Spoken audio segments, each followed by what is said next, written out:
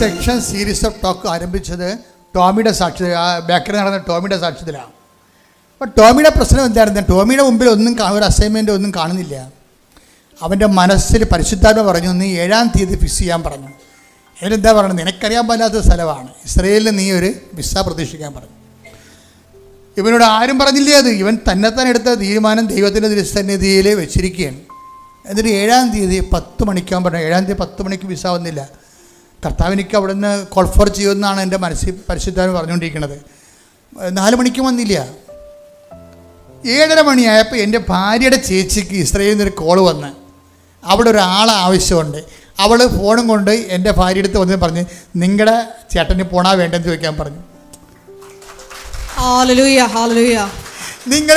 നിങ്ങളെ ഈ ടോമി എന്നൊക്കെ പറഞ്ഞ ഒരാൾ മാത്രമേ ലോകത്തുള്ളെന്ന രീതിയിലാണ് ദൈവം ജീവിക്കണത്.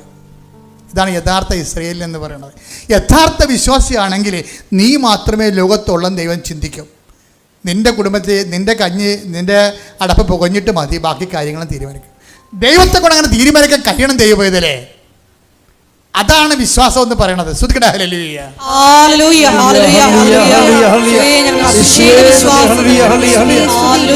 പരമദിവ്യകാരുണ്യത്തിന്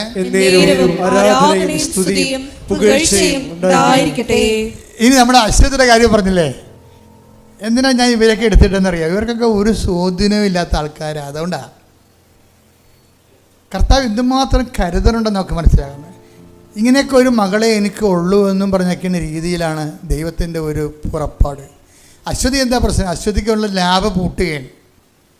ഈ കഴിഞ്ഞ ദിവസങ്ങളിലൊക്കെ കർത്താവ് എന്നോട് പറഞ്ഞു ചെറുകിട വ്യവസായികളെ സംബന്ധിച്ച് പ്രാർത്ഥിക്കാൻ പറഞ്ഞു. ചെറുകിട വ്യവസായികൾ. ഇപ്പോൾ ഞാൻ ഈ കുർബാനയൊക്കെ ചെയ്യുമ്പോഴൊക്കെ ഞാൻ ചെറുകിട വ്യവസായികളെ ഓർക്കും. ചെറുകിട വ്യവസായം എന്നൊക്കെ പറഞ്ഞില്ലേ, കൊച്ചു കൊച്ചു കാര്യങ്ങളൊക്കെ ഉണ്ട്. പന്നി വളർത്തിയും ആട് വളർത്തിയൊക്കെ ജീവിക്കുന്ന ആൾക്കാരില്ലേ. ചെറിയ ഹോൾസെയിൽ കട, ചെറിയ ബേക്കറി കട, ഇങ്ങനെ കൊണ്ട് ജീവിക്കുന്ന കുറേ മനുഷ്യരുണ്ട്. അതായത് ഇപ്പോഴത്തെ ഒരു ഇക്കോണമിക് സിസ്റ്റത്തിൽ ഇവർ ശരിക്കും ശ്വാസം മുട്ടണുണ്ടായ ഗവൺമെൻറ് സത്യസന്ധമായ ജനകീയ ഗവൺമെൻറ്, ഇപ്പോൾ മോഡി ആയാലും പിണറായി ആണെങ്കിലും ഈ ഇടത്തരം വർഗ്ഗക്കാരാണ് ശരിക്കും പറഞ്ഞാൽ അവർ അഭിവൃദ്ധിപ്പെടുമ്പോഴാണ് രാജ്യം അഭിവൃദ്ധിപ്പെടുന്നത്. ഇടത്തരം കർഷകരായാലും ശരി, ഇടത്തരം കച്ചവടക്കാരായാലും ശരി, അവർ അഭിവൃദ്ധിപ്പെടുമ്പോഴാണ് നമുക്ക് മനസ്സിലാകുന്നത് രാജ്യം അഭിവൃദ്ധിയിലാണെന്ന്. അവർ ആത്മഹത്യ മൂഡിലാണെങ്കിൽ രാജ്യം ആത്മഹത്യ മൂഡിലാണെന്ന് ഇവർ മനസ്സിലാക്കുന്നതാണ് ശരിക്കും. ഇപ്പോൾ കർത്താവിനോട് പറഞ്ഞത് ഇടത്തരം ആൾക്കാർക്ക് വേണ്ടി പ്രാർത്ഥിക്കാൻ. വലിയ സ്വാധീനമൊന്നും ഇല്ലാത്ത, അവർക്ക് എവിടെയെങ്കിലും മുങ്ങിപ്പോയാൽ ആരും പൊക്കിയെടുക്കാൻ ഇല്ലാത്ത ആൾക്കാരില്ലേ, ഇനി അവരൊന്ന് സ്തുതിച്ച് സമർപ്പിച്ച് പ്രാർത്ഥിക്കട്ടെ. ശ്രുതിക്കട്ടെ ഹല്ലേലൂയ.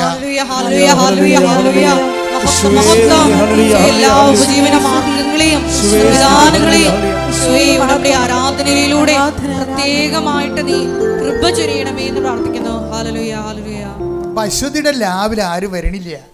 ഒന്നാമത്തെ അത് ഉള്ളിലോട്ട് മാറി നിൽക്കണതാണ്, ആരും കാണത്തില്ല. അതാണ് വിഷയം. ഇപ്പം ലാഭം ഇതുപോലെ ബേക്കറി പോലെ പൂട്ടാൻ പോവുകയാണ്. അപ്പോൾ അശ്വതി വന്ന് മാതാവിൻ്റെ അടുത്ത് കുറേ നേരം ഇരിക്കുക. എന്ത് ചെയ്യാം, ഈ ഉടമ്പടിയെക്കുറിച്ചൊക്കെ ധാരണയില്ലാത്ത കാരണം ഇവിടെ വന്ന് ഇരുന്ന് മാതാവിൻ്റെ അടുത്ത് കുറച്ച് കണ്ണീരിട്ടും പോകും. അത് ആൾക്കാർ ചില ആൾക്കാരൊക്കെ ചെയ്യണം അങ്ങനെയാണ്. ഇവിടെ വന്ന് ആദ്യമൊക്കെ ഈ ആൾക്കാരുടെ ബഹളം കാണുമ്പോൾ എന്ത് ചെയ്യണം, ആരോട് ചോദിക്കണം എന്നൊക്കെ അറിയാൻ പറ്റാതെ അവർ അന്തളിച്ച് പോകും. അവർ വന്നിരുന്ന് ഇത്തിരി കണ്ണീരിട്ടും പോകും. പക്ഷെ മാതാവ് അവരുടെ കൂടെ പോകും. അതാണ് കുഴപ്പം. അപ്പോൾ അവൾക്ക് തോന്നി എന്നാൽ പിന്നെ ഉടമ്പടി എടുത്തേക്കാൻ തോന്നി. ഉടമ്പടി എടുത്തു കഴിഞ്ഞിട്ട് ഇവർക്കുള്ള ഒരു ജ്വരം എന്ന് പറയണത് എപ്പോഴും സാക്ഷ്യം കേട്ടുകൊണ്ടിരിക്കും. സാക്ഷ്യം എന്ന് പറയണമെന്ന് വെച്ച് കഴിഞ്ഞാൽ വാതിലുകളാണ്. നിൻ്റെ ഒരു വാതിൽ ആ സാക്ഷ്യത്തിൽ എവിടെയെങ്കിലും ഉണ്ടാവും. ഏതെങ്കിലും ഒരു സാക്ഷ്യത്തിൽ ആ വാതിൽ തുറന്ന് കർത്താവ് നിൻ്റെ അടുത്തേക്ക് വരും, അല്ലെങ്കിൽ ആ വാതിൽ തുറന്ന് നീ കർത്താവിൻ്റെ അടുത്തേക്ക് പോകും. രണ്ടിലൊന്ന് സംഭവിച്ചിരിക്കും. സാക്ഷ്യത്തിൻ്റെ ഗുണം അതാണ്.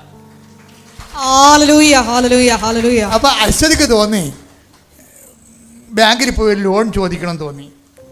സത്യം പറഞ്ഞാൽ അവിടെ ലാഭം, അവിടെ കെട്ടിടം കണ്ട ഒരു മനുഷ്യൻ ലോൺ കൊടുക്കത്തില്ലേ. കാണാൻ പറയാം. നമുക്കാരാണ് ലോണ് തരണത്? പാപി ചെന്നിടം പാതാളം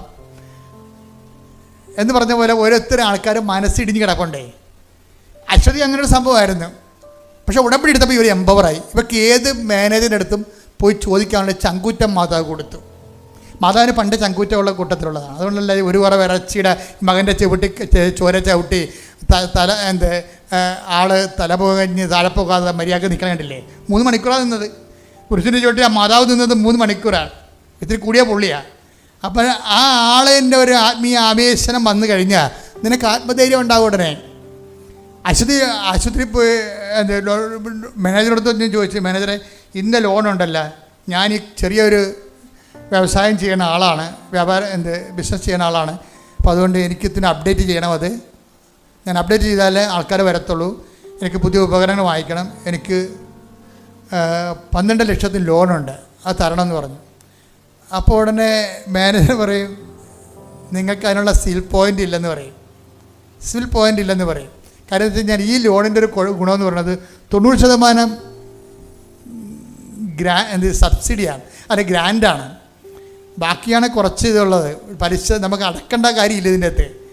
അപ്പോൾ ഈ ലോണ് നിങ്ങൾക്കറിയാലോ, ബാങ്കിലൊക്കെ ഇങ്ങനെയുള്ള ലോണെന്ന് പറയുമ്പോൾ അവർ അഡ്ജസ്റ്റ്മെൻറ്റ് ലോണാണ്, അവരുടെ ആൾക്കാർക്കൊക്കെ അവർ ഒപ്പിച്ച് കൊടുക്കണമെന്നല്ലാതെ അതിനകത്ത് എല്ലാവരും ഉണ്ടാവും, പാർട്ടിക്കാരും ഉണ്ടാവും, ബാങ്ക് മാനേജറും ഉണ്ടാവും, ബോർഡ് മെമ്പേഴ്സും ഉണ്ടാവും.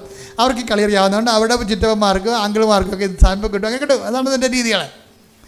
എല്ലാ ബാങ്കും അങ്ങനെയാണെന്നൊന്നും ഞാൻ പറയണില്ല, പക്ഷേ ലോകത്തിൻ്റെ അവസ്ഥ നിങ്ങൾ മനസ്സിലാക്കണം. ഗവൺമെൻറ് പുറകെ ഇതുപോലെ ഉണ്ട്, ഒത്തിരിയേറെ ഷെഡ്യൂളുണ്ട്. പക്ഷേ അതായത് നമ്മൾ ചെല്ലുമ്പോൾ നമുക്കത് തുറന്ന് കിട്ടത്തില്ല.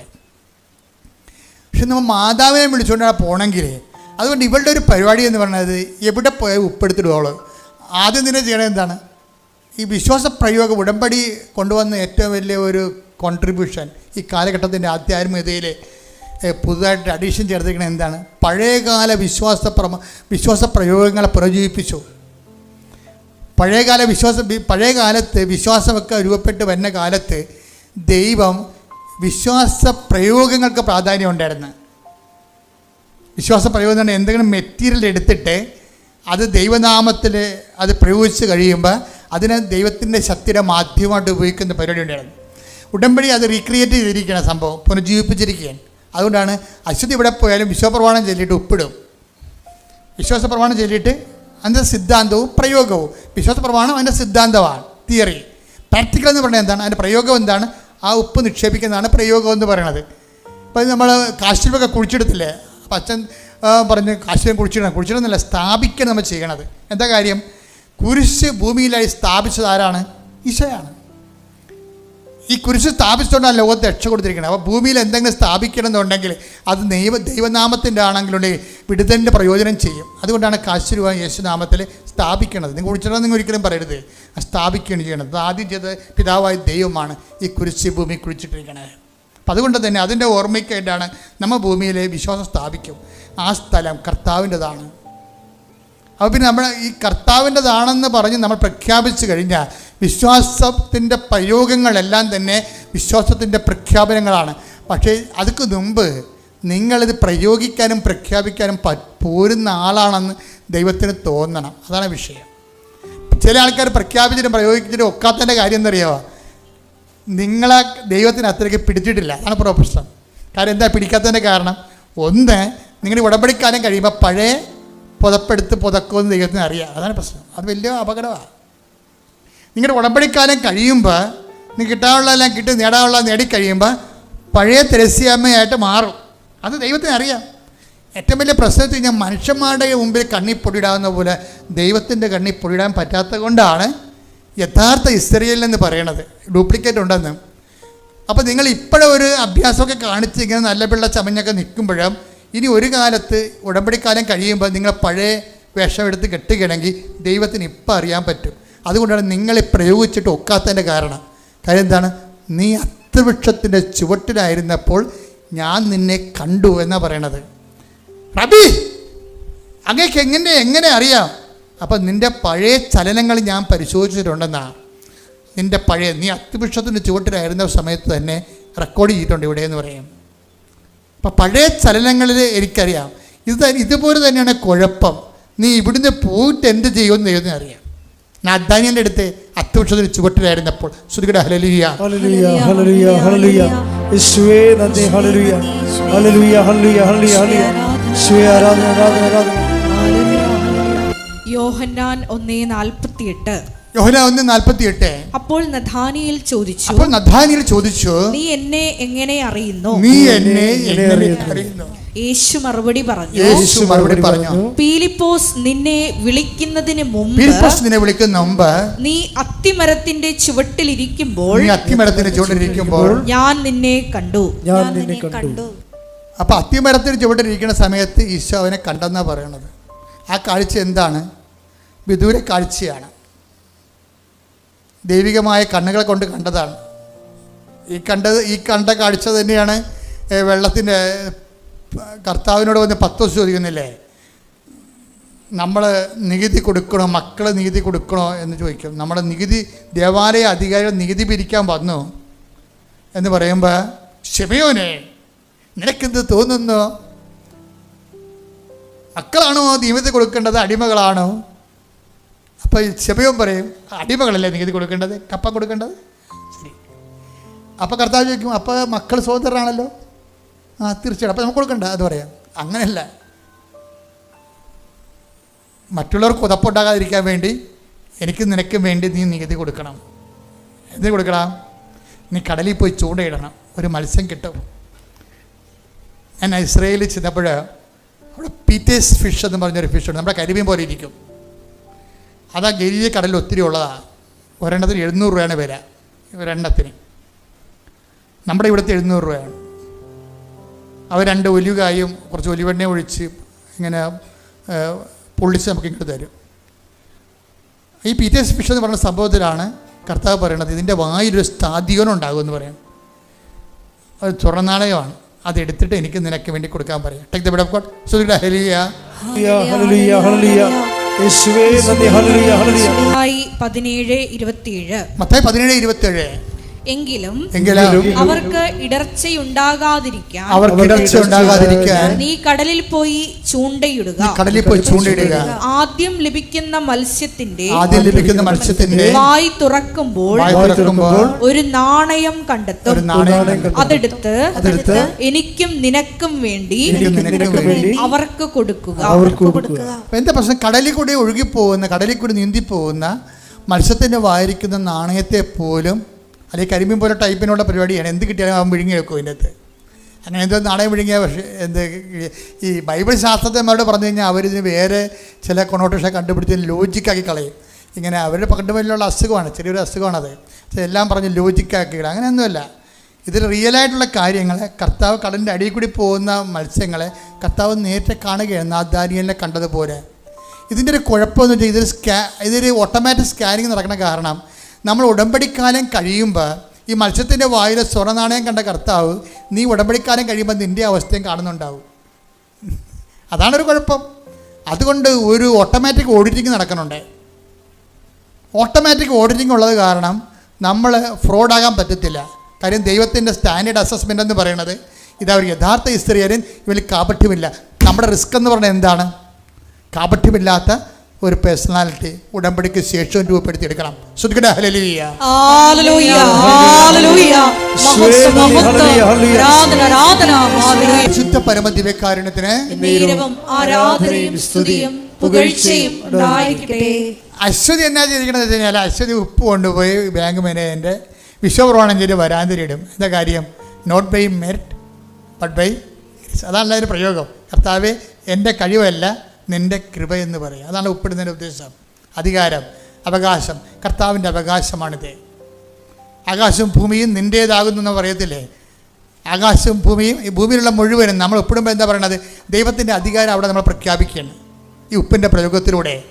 എന്ന് വെച്ചാൽ എനിക്കിവിടെ സ്വാധീനമില്ല, പാർട്ടിക്കാരില്ല, എനിക്ക് പണമില്ല, എന്നെ സ്വാധീനിക്കാൻ എനിക്ക് സഹായിക്കാൻ ആളില്ല.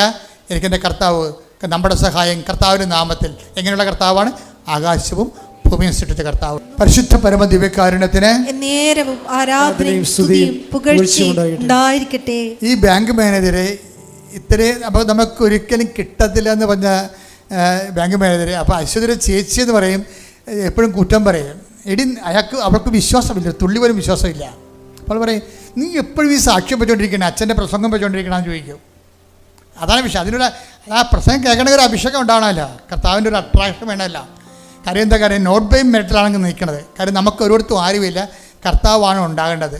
അപ്പോൾ കർത്താവിനെ ആശ്രയിച്ചുകൊണ്ടാണ് ഇവർ അശ്വതി ജീവിക്കുന്നത്. അവസാനം അശ്വതി ഈ ചേച്ചിനെ കൊണ്ട് അവിടെ ബാങ്ക് മാനേജർ കാണിക്കും.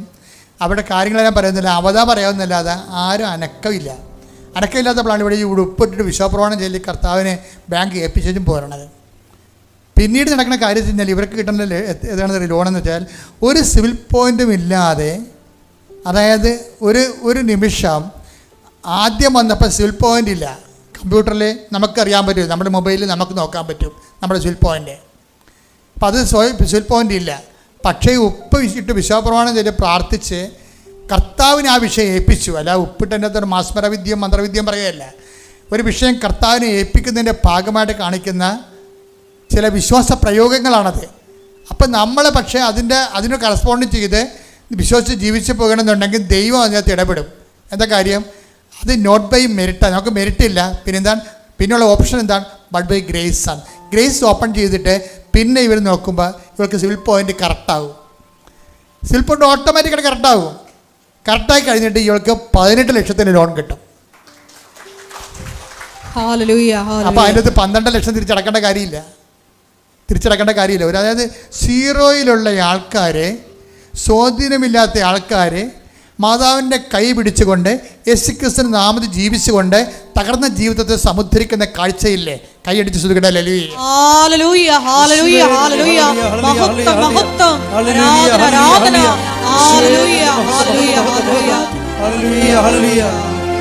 എഴുന്നേൽക്കുക. സമാപനാശീർവാദത്തിന് സമയമാണ്. രോഗസൗഖ്യ പ്രാർത്ഥന ആദ്യമേ തന്നെ ഈശോ നടത്തിയായിരുന്നു. അങ്ങനെ ഡിസൈൻ ചെയ്തിരിക്കുന്നത്.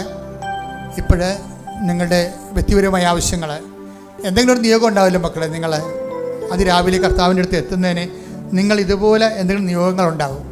അത് നിങ്ങൾക്ക് ഈശോയോട് പറയേണ്ട സമയമാണിത്.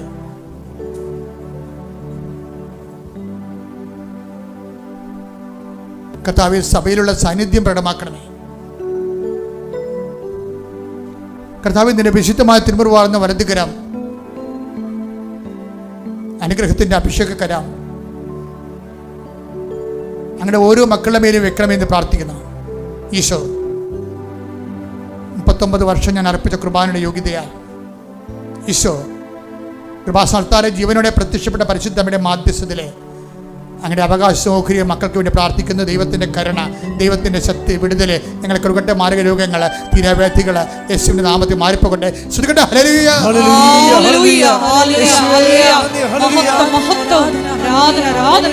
വിശുദ്ധ പരമ ദിവ്യകാരുണ്യത്തിന്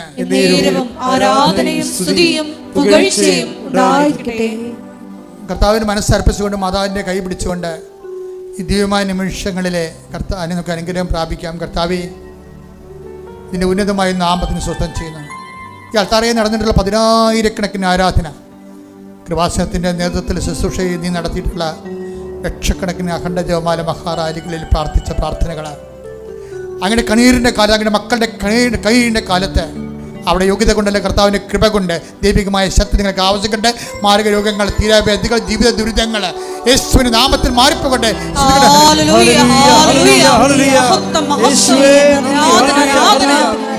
വീടില്ലാത്ത അങ്ങക്ക് വേണ്ടി അങ്ങയുടെ ദൃശ്യനെ പ്രാർത്ഥിക്കുന്നുണ്ട്. ദൈവമേ, ആകപ്പാടെ ആശങ്കാകുലമായ കുഴഞ്ഞു മറിഞ്ഞ ജീവിത പരിസ്ഥിതിയിലുള്ളവരെ ഒരു തെളിനീരിന് വേണ്ടി, ജീവിതം ഒന്ന് തെളിഞ്ഞു വരാൻ വേണ്ടി, ആകപ്പാടെ ഇരുട്ട് കഴിയുള്ള മക്കളെ എന്ത് ചെയ്യണം, എവിടെ തുടങ്ങണം, ആര് തുടങ്ങും, എങ്ങനെ ചെയ്യുമെന്ന് അറിയാൻ പറ്റാത്ത ഒരു രക്തം പിടിവില്ലാത്തവർ അവിടെ മേൽ കർത്താവിൻ്റെ രക്തം തളിക്കപ്പെടട്ടെ ഉണ്ടാകട്ടെ എന്ന് വാക്കുകൊണ്ട് വെളിച്ചമുണ്ടാക്കിക്കൊണ്ട് കർത്താവ് ഇരുട്ടിനെ കർത്താവ് ശാസിച്ച് മാറ്റിയവന് അനേക മക്കളുടെ ജീവിതത്തിലേക്ക് കർത്താവിൻ്റെ വെളിച്ചം കർത്താവെ തിരഞ്ഞു വരട്ടെ എന്ന് പ്രാർത്ഥിക്കുന്നു. ഈശോയെ, മക്കളെക്കുറിച്ച് വേവലാതി കൊള്ളുന്നവരെ, മക്കളുടെ മദ്യപാന ശീലങ്ങളെക്കുറിച്ച് വേവലാതി കൊള്ളുന്നവരെ, ജോലിയെ സംബന്ധിച്ച് ജോലി നഷ്ടപ്പെട്ടു പോയ മക്കൾ, അതുപോലെ തന്നെ കർത്താവ് പുതുക്കാത്ത മക്കൾ, പുതുക്കാൻ കഴിയാത്ത മക്കൾ, കർത്താവ് അവരെല്ലാം സംബന്ധിച്ച് പ്രാർത്ഥിക്കുന്നു. ഈശോയെ, പഠനങ്ങൾക്ക് വേണ്ടി ഒരുങ്ങുന്നവരെ, പഠനങ്ങൾ കഴിഞ്ഞ് കഴിയുമ്പോഴേ കർത്താവിടെ ജോലിയില്ലാത്ത അവസ്ഥകളിൽ തിരിച്ചു പോരേണ്ടി വരുന്നവരെ കർത്താവെ അങ്ങനെ തിരിച്ചു പ്രാർത്ഥിച്ചു അങ്ങനെ തിരിച്ചിനെ പ്രാർത്ഥിക്കുന്നു. ഈശോയെ, മാനസികമായ രോഗികൾ, മറ്റു തരത്തിലുള്ള ശാരീരികമായ ചലഞ്ചുകൾ നേരിടുന്ന മക്കൾ, നിന്റെ തിരുമുറിവാണെന്ന് വലത് കർത്താവ് മക്കളെ സ്പർശിക്കണമെന്ന് പ്രാർത്ഥിക്കുന്ന സാമ്പത്തിക തകർച്ചയുള്ളവർ, ജോലി സ്ഥിരതയില്ലാത്തവർ, കടകമ്പോളങ്ങളെല്ലാം കർത്താവ് അടഞ്ഞു കിടക്കുന്നവർ, വാടക ലഭിക്കാത്തവർ, കർത്താവ് കെട്ടിടങ്ങൾ പൂർത്തിയാക്കാൻ കഴിയാതെ വരുന്നവർ, കെട്ടിടങ്ങളിലുള്ള പണമെല്ലാം ഒരു സ്ഥലത്ത് കുന്നുകൂടി പോയി അവിടെ തിരിച്ചു കിട്ടാൻ മാർഗമില്ല, ഒരു ബിസിനസ് ചെയ്യാൻ പറ്റത്തില്ല, വഴിമുട്ടിയും ഗതിമുട്ടി നിരവധി കർത്താവെ വല്ലാത്തിരുന്ന് ഞെരുങ്ങുന്നവർ യേശുവിൻ്റെ നാമത്തിൽ അവൻ്റെ ശക്തിയാൽ അവൻ്റെ നിങ്ങളുടെ ജീവിത ദുരിതങ്ങൾ, തടസ്സങ്ങൾ ഈ നിമിഷം മാറിപ്പോകട്ടെ പ്രാർത്ഥിക്കുന്ന ശ്രുതികട ഹല്ലേലൂയ.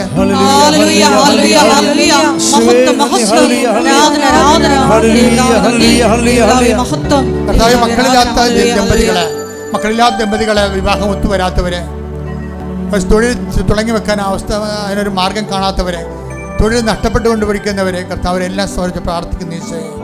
സമാധാനം ഇല്ലാത്തവരെ, കുടുംബജീവിതം തകർന്നു പോയവരെ, ഭർത്താക്കന്മാർ പിരിഞ്ഞു പോയവരെ, വീണ്ടും ഒരുമിച്ച് ജീവിക്കാൻ ആഗ്രഹിക്കുന്നവർ, കർത്താവ് എന്തെല്ലാം തരത്തിൽ വേണ്ടിയാണോ അങ്ങയുടെ മക്കൾ ഉടമ്പടിയിലേക്ക് വന്നിരിക്കുന്നത്, ഇവിടെ പ്രാർത്ഥനയ്ക്ക് വന്നിരിക്കണം, ഇപ്പോൾ പ്രാർത്ഥന ഓൺലൈനിൽ കൂടിക്കൊണ്ടിരിക്കുന്ന അവിടെ മേലെല്ലാം കർത്താവിന്റെ ശക്തിയോട് കണ്ടെന്ന് പ്രാർത്ഥിക്കുന്നു. ശ്രദ്ധിക്കട്ടെ. ഹല്ലേലൂയ, ഹല്ലേലൂയ, ഹല്ലേലൂയ, ഹല്ലേലൂയ, ഹല്ലേലൂയ.